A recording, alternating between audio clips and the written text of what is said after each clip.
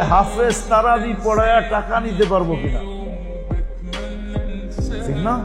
আরে যে মুফতি সাহেবরা খুব ফতুয়া দেয়, ঠিক না? এটাই তো জিজ্ঞেস করেন, ঠিক না?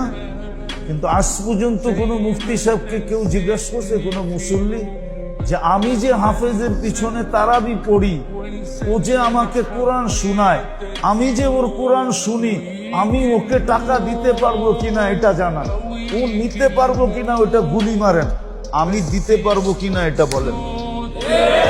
এই প্রশ্ন আজ পর্যন্ত কেউ করছে?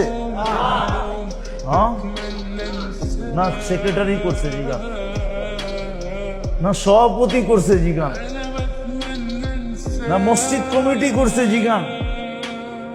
হাফেজ নিতে পারবো কিনা এটা প্রশ্ন করে, এটা প্রশ্ন করে না আমি দিতে পারবো কিনা। হাফেজ নিতে পারবো কিনা এটা প্রশ্ন করে, এটা প্রমাণ করে ওর ভিতরে কোরআনের আজমত নাই,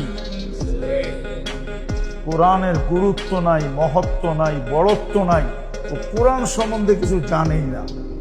রাগ হয় না, ও কোরআন সম্বন্ধে কোনো গুরুত্ব নাই, ও জানে না কোরআন কি জিনিস। কোরআনের মহত্ব যদি থাকতো তাহলে মুসল্লিরা হাফেজকে সোনার হার দিতে দিতে ডাইকা দিত।